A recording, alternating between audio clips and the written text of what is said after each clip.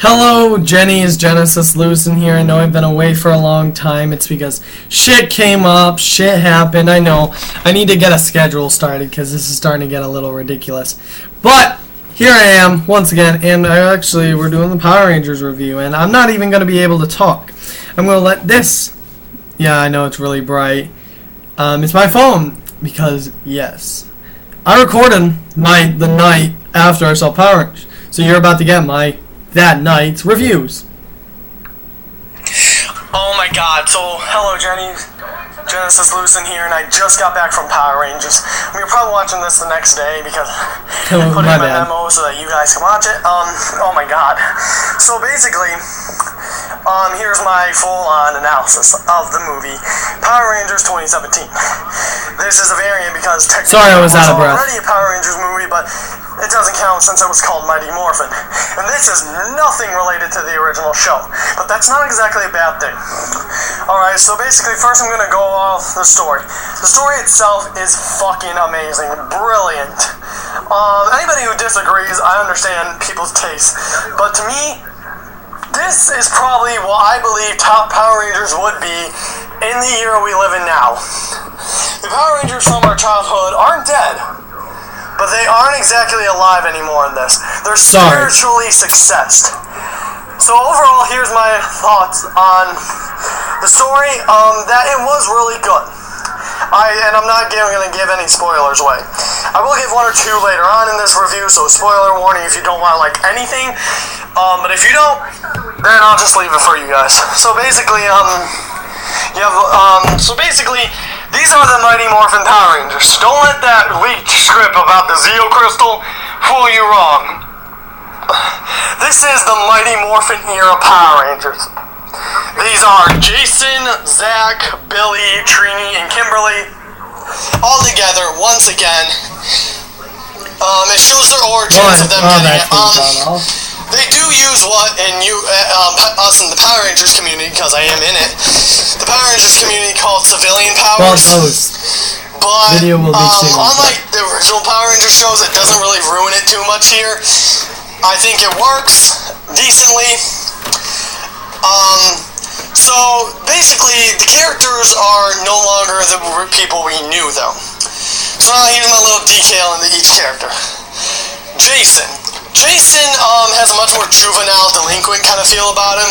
He's a much more gun-on-the-run kind of dude. And it's not a bad thing. To be honest, my least favorite character of the original Mighty Morphin team was Jason himself. But to be honest, I do care more about this Jason than I do the original. So that's all I really have to say about him. The three I really want to talk about are Kimberly, Billy, and Trini. So I'll just say this right out of the gate. Zach is dumb. And I'm not saying that his character is amazing. His character in universe, it's stupid as sin. He's dumb and he's crude and he's very immature. But you know what? Coming off of the old break-dancing kung fu Zachary we had in the original film, no hate on you, Walter Jones. I think you're an amazing dude. It just gives it a much more dummy appeal, but I mean, I guess you need a dumbass in your group of friends. So I want to talk about Billy. Billy in this new movie, and yes, spoiler, if you don't want to hear him, spoiler alert. So stop this video once again, that's my last warning, okay? Billy is on the spectrum. If you do know, they make it quite clear in the film. It doesn't really ruin the film, nor do any of their differences ruin the film. But I do want to point it out, he is on the spectrum. If you don't know what this is, I'll put a link to a wiki page below, as I have edited it before. Yeah. The wiki page, the spectrum they're talking about are specifically the autism spectrum, and where it's very, very clear that Billy is on the high-functioning side of this. And it is clear throughout the film if you have prior knowledge like myself, but if you don't, I guess you might just find him quirky. Which there's nothing wrong with quirky, to be honest. It makes his character a lot more lovable and charming. Then you have Kimberly. Kimberly is basically a mean girl turned good girl in this. It's not like it's a bad plot line, I just think it's cheap, to be honest. it's just there, really. You get a little taste of it in the beginning, and a really quick explanation, but I guess maybe that's because I feel like they spent more time building Billy's, Trini's, and I hate to say this, but Zach's backstories, instead of spending time on Jason's and Kimberly's, because they're just kind of just come in, come out, solved, and then that's the end of their story. And I've talked about them all, but oh, I forgot one. Trini. Trini is a lesbian. I want to put that out there now before y'all start. Sorry. I pressed the wrong button. Kimberly is basically, she's a home and lovable and charming. Then you have Kimberly's, because they're just kind of just come in, come out, solved, and then that's the end of their story. And I've talked about them all, but oh, I forgot one. Trini. Trini is a lesbian. Totally forgot. I want to put that out there now before y'all start gassing on me about, oh, you didn't bring up that she's a homosexual. Genesis, you're a homophobe. I'm No, not. I'm not. And to be honest, I have been told I have, but I'm not. Before this, I went to see Beauty and the Beast, if you did not know. Yes. I didn't do a review because, honestly, I did not film. Before I go on with this, I do want to point out, I didn't do a review for Beauty and the Beast specifically for a very important reason, as I'm going to go in on here. But I want to put it out to you, Jenny, is that what you're about to hear is the specific reason. And if you don't like me for it, it's okay, I understand. But that was my reason for why I didn't do the Beauty and the Beast review. Similar to why I didn't do the other review I said a while back as well. The Logan review. Not the same reason, but a very similar feel reason. Feel that the film needed a review, as I felt that my views on the film were the same as my views for the original. And to be honest, it wasn't as good because, yes, I will point out I had a major problem with LaFoe, the flaming homosexual LaFoe that they made in this film. But I will point this out. They did a perfect job making a lesbian Trini. The reason I want to put this out here is because Trini Kwan, at least I think that's still her name, they never tell you her last name. Trini Kwan in this is played perfectly. I think it's Becky G who plays her. And it is. Oh my god, Becky G, you did a fantastic job. They play her as the outcast and the loner character that, I mean, the original show can't compare them to the original show at all, but character development's better. Enough spunk and enough enjoyable charisma that it is enjoyable to watch her. You do see a change throughout the film, and if you really want me to get on it, I love Trini. You know, I'm a fanboy of Tommy, but job. Fantastic. in this film, since Tommy wasn't in it, but I'll get to that in the end.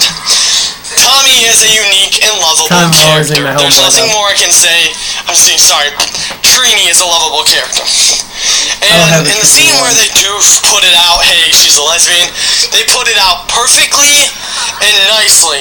And unlike Beauty and the Beast, which was so harshly hated on for their gay character, I think they deserved. They deserved. If you're not a critic and you're not a raging homophobe, then you will like to go see Power Rangers, because you know what?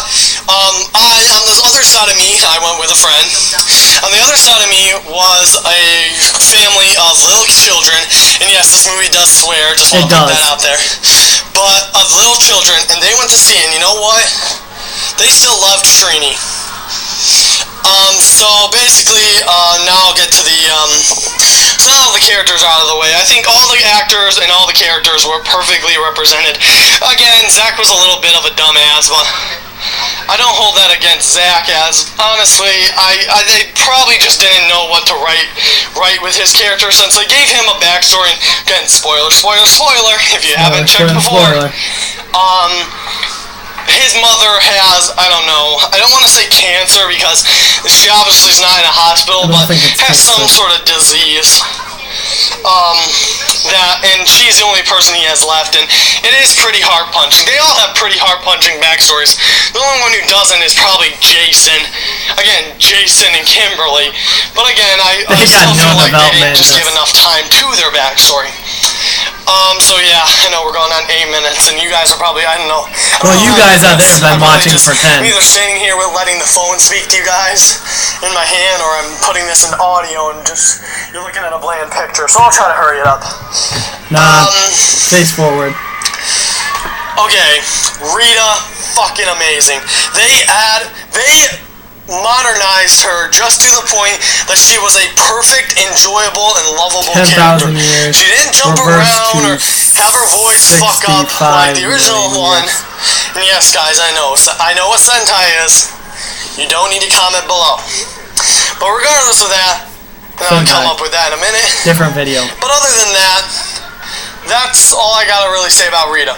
I don't want to go on about Zordon, Alpha, or Goldar, because to be honest, Zordon and Alpha were perfect copies of the originals.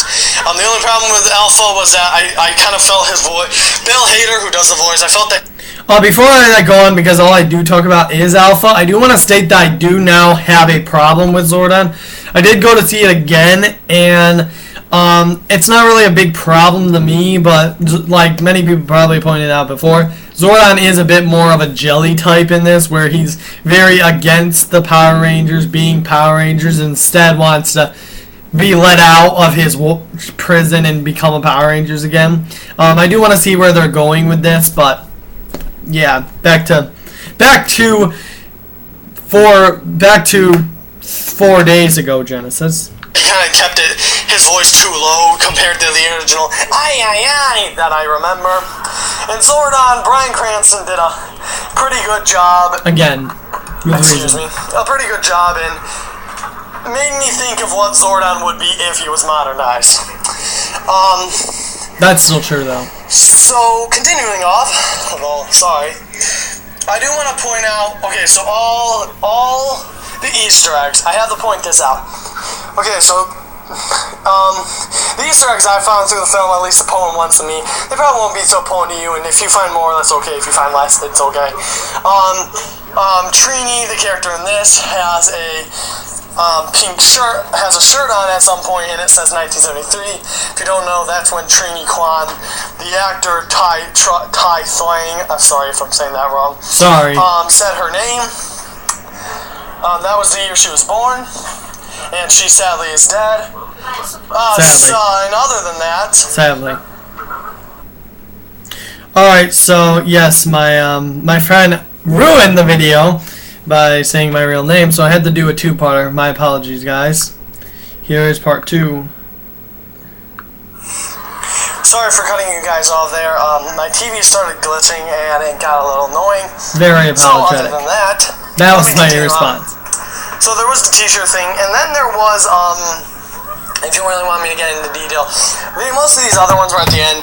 If you don't know, I am in love with Tommy Oliver, and I love God Green's Earth JDF. JDF is my goddamn Lord and Savior, and he is the king of everything. But other than that, JDF is awesome. He is. And then the original Pink Ranger is kind of cool too. But regardless of that, they make a cameo. Yeah, spoilers. I've told you guys 6 times now. Obviously you don't care. Spoilers. JDF and I keep these guys appear. The original Pink Ranger. Both and Amber Joe. Amber Joe is the name. Genesis. It's Amber Joe. Stupid cameos like Ghostbusters. Okay. And they are in 2016. And they aren't given overblown. You know, cameos like in, I can't think of anything at the moment. Can you tell I was sleep deprived? You know, on Probably. fucking Twitter or Facebook at some point later on.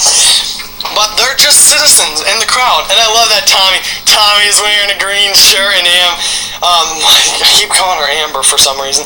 That's certain. Pink Ranger is wearing pink. I'm a dumbass. Epic cameo. No. They don't even have to say anything. They're just there. Tommy Love forever. But okay, so basically, and that's everything. On in the background. So I do want to point out the one major thing: sequel. Okay, deep down, I believe there is going to be a Power Rangers 2. Alright, that's actually where I'm going to end it because, for you guys, one, because you've been here for 14 minutes. Thank you for watching that long.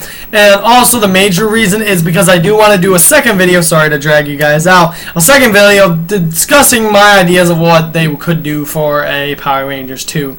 So, that's it for now. Hope you enjoyed this video. Like, comment, subscribe, do whatever, your choice, not mine, I don't care regardless.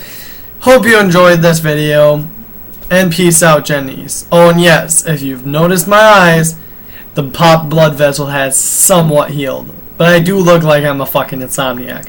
That's about it. Peace out, Jennies, and good day.